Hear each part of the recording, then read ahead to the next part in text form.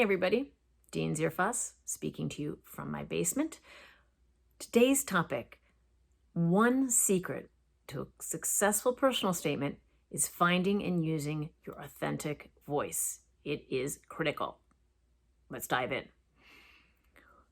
You may recall, maybe you don't because you didn't watch it or because it was not that captivating, but in my intro to this series, I used the phrase, if the mountain won't come to Muhammad, Muhammad has to go to the mountain.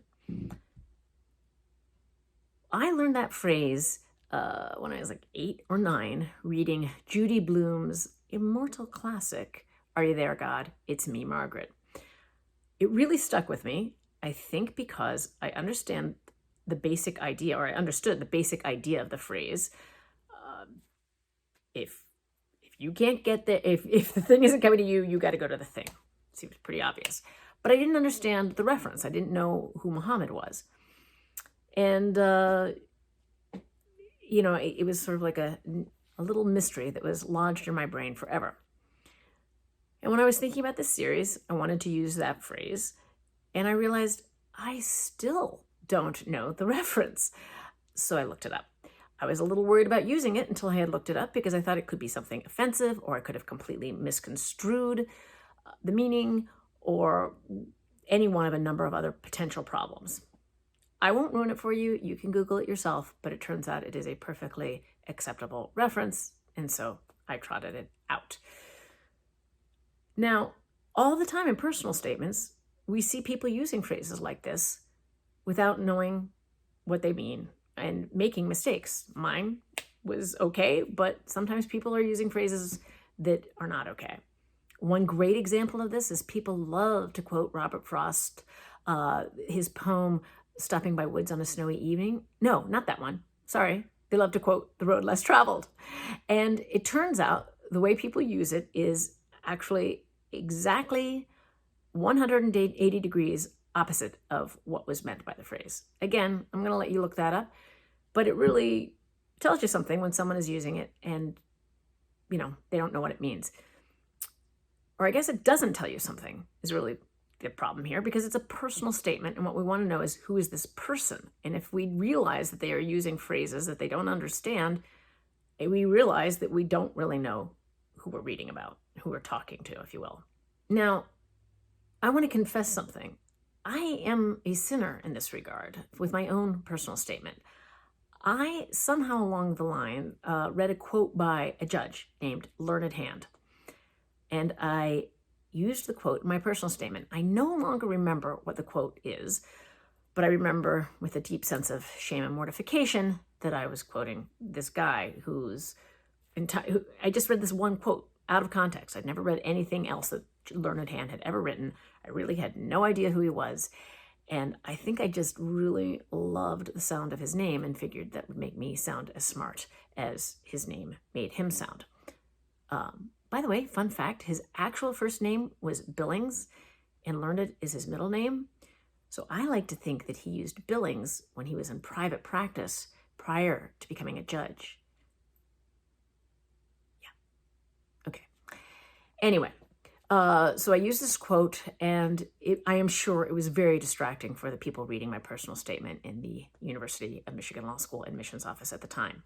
Happily, they looked past my stupidity of using that, but and admit me anyway. But like I say, we're trying to figure out who you are, and I was showing off. Showing off is not really showing you who I am, or maybe it's not showing you like the best part of me. Another similar problem that we see is people using words that they clearly aren't really comfortable with. They just jump out at you because there's maybe like a slight misalignment between proper usage and the way someone's using it. It's like they have written their entire personal statement with a thesaurus by their elbow. True confession, also kind of made that mistake myself. So if you've never, here's a good rule of thumb. If you have never used a word out loud in your life, probably don't put it in your personal statement.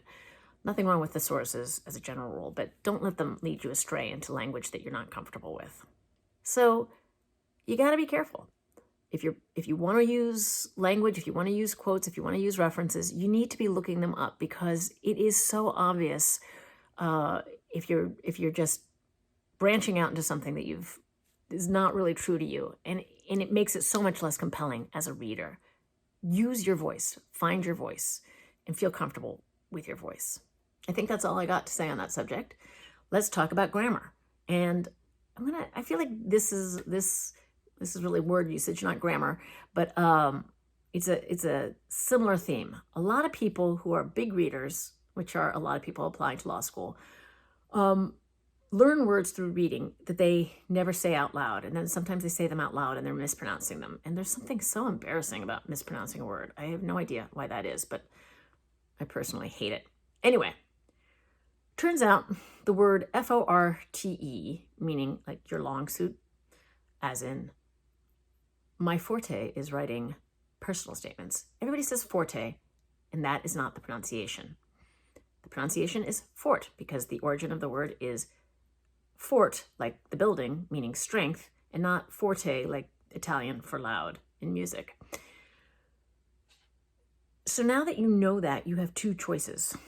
One is just never use that word again. The other is explaining to people every time you use it, I know you think I'm mispronouncing this word, but actually it's you that is mispronouncing it, and that makes you pretty tiresome. So I've gone the first route. I basically have completely excised that word from my vocabulary. But you have to make your own choices. I hope you make the right one. All right. Thank you for listening today. Would love to hear your feedback, suggestions, questions. Please enter them in the comments below, or send us an email to law.jd.admissions@umich.edu and put vlog in the comment line. If you liked your content here today, please check out my blog. There's a link below. Got a lot of content on ways you can make mistakes in your personal statements. And finally, my sincerest thanks to Dustin Johnston, who makes this whole thing possible. Wherever you go, go blue.